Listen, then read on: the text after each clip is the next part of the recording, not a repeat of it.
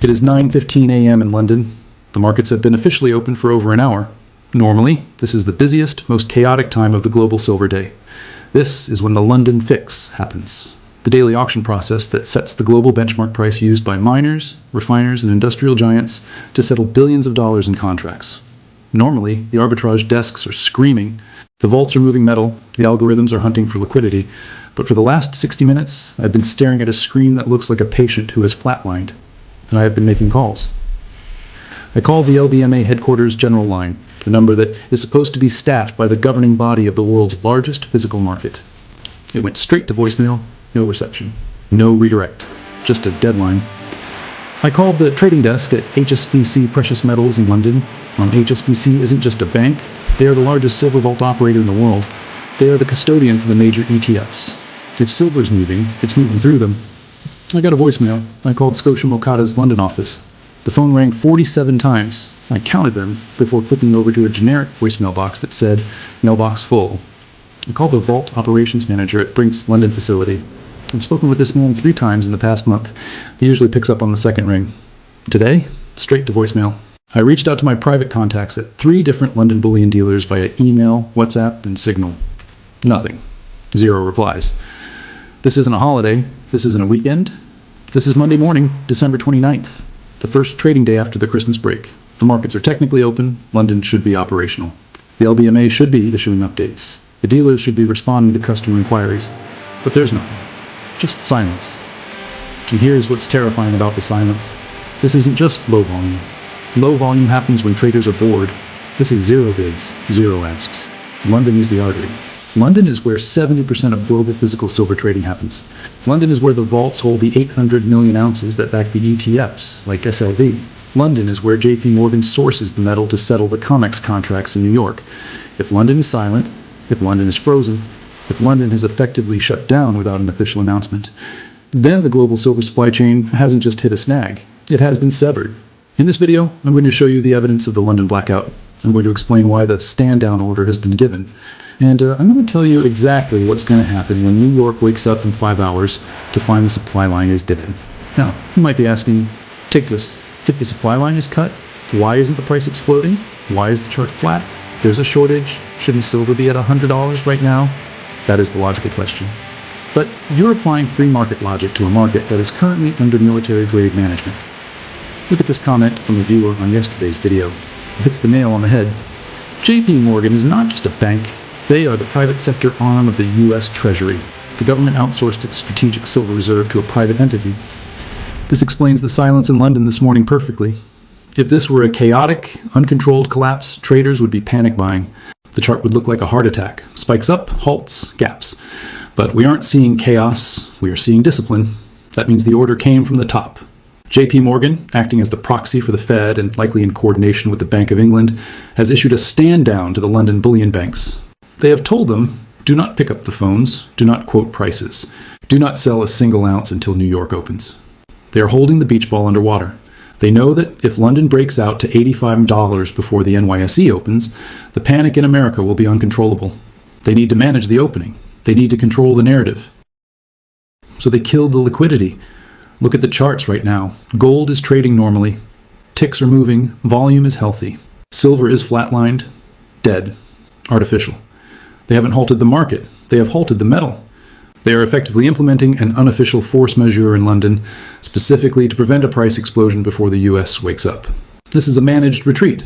They are buying time, literally hours, to get their stories straight before the American public logs into their brokerage accounts. And it gets worse. This isn't just about traders ghosting phone calls. This is about physical lockdown. At 11:17 a.m. London time, about 30 minutes ago, a contact who works in vault operations at one of London's major precious metal storage facilities sent me this message. The message reads, effective immediately, all silver withdrawal requests are being queued pending compliance review. Management has instructed us to cite ongoing market disruption. We've been told this is not temporary. The vaults are effectively frozen. This is the second confirmation I've received in the last 24 hours. When the LBMA effectively suspended trading on December 29th, vault operators initially called it a pause to verify inventory. That was the cover story. But as of this morning, that pause has hardened into a permanent freeze. And critically, this is affecting allocated accounts. Let me explain what that means, because the distinction is vital. In the silver world, there are two types of ownership, unallocated and allocated. Unallocated means you are a creditor to the bank. You don't own silver, you own an IOU. If the bank goes bust, you get in line with the other creditors. We knew unallocated was dangerous, but allocated is supposed to be safe. Allocated means you own specific bars. They have serial numbers. They are sitting on a pallet with your name on it. Legally, that is your property, just stored in their building. But this message changes everything. If the vault operator refuses to release your allocated bars, citing force majeure or market disruption, your property rights have effectively been suspended. If you cannot withdraw it, you do not own it. You own a legal claim, a piece of paper. And legal claims can be tied up in court for 10 years, while the silver is used to bail out the system. This London vault freeze means that roughly 800 million ounces of silver, more than the entire annual global mining production, has effectively been removed from the available supply. It exists on paper. It shows up in the ETF audit reports. But it cannot leave the building. It can't flow to refiners. It can't flow to Apple or Tesla. It can't flow to you. London, the primary artery of the global silver body, has been clamped shut. While the banks in London are playing dead, the real economy in America is waking up to a nightmare. You have to understand the modern supply chain. It operates on just-in-time delivery. Factories do not keep 6 months of silver sitting in a warehouse. That's inefficient capital. They keep 2 weeks' worth. They rely on the steady flow of metal from refiners to keep the lines moving. When that flow stops, the clock starts ticking immediately. At 6:47 a.m. Eastern Time, just before I started recording this, I received a call from a procurement officer at a major American solar panel manufacturer. I cannot name the company, but they are a top 5 producer in the U.S. market.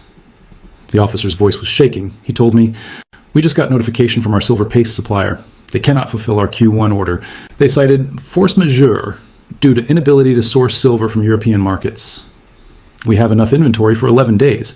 If we don't get silver in 11 days, the factory shuts down. We employ 3,400 people. We have utility contracts worth $1.8 billion. I have been authorized by the CEO to source silver at any price.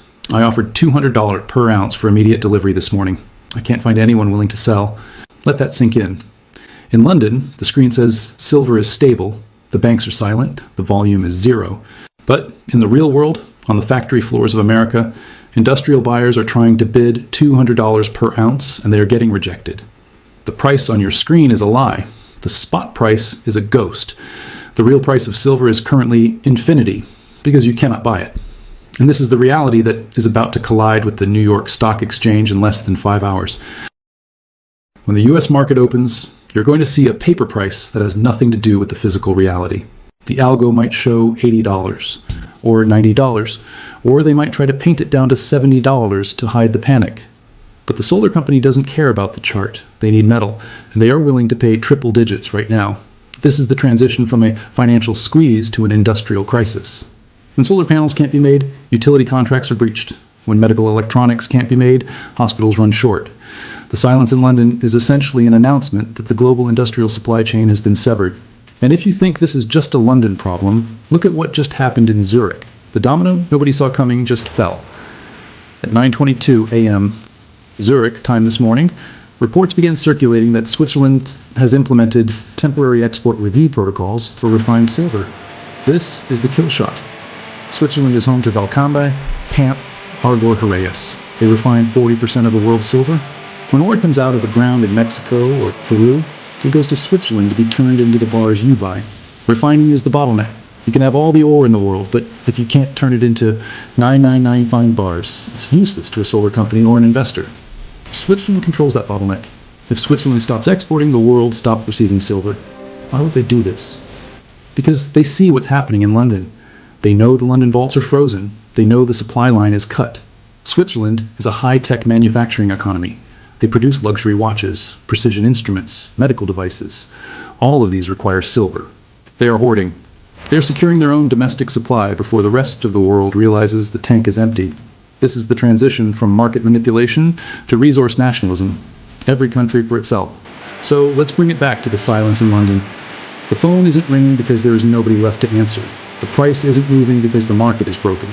The solar manufacturer can't buy at $200 because there is no metal to buy. The silence isn't stability. The silence is the sound of the door locking. In roughly 4 hours, the New York Stock Exchange will open. This is what I expect to happen. At 9:30 a.m., the algorithms will fire. They will try to trade a market that no longer physically exists. I expect extreme volatility. They might try one last flush, a rapid crash to $70 or $65 to try and trigger stop losses and shake out the weak hands. They want you to panic. They want you to see the red candle and think, oh no, the squeeze is over. Do not fall for it. The squeeze isn't over. The squeeze hasn't even hit the screen yet. The real squeeze is happening on the private phone lines of industrial procurement officers who are bidding $200 and getting zero. The price on the screen is now a fiction. The supply line has been cut. The vaults are frozen. The era of available silver is over. If you're watching this and you still own unallocated paper silver, you're holding a claim on a vault that just changed the locks. You have 4 hours until New York opens. If you have physical, you are your own central bank. If you have paper, you are a creditor to a bankrupt system. The silence in London is the loudest one you will ever hear. Make your move. Subscribe. Noble Gold. Real assets. Real value.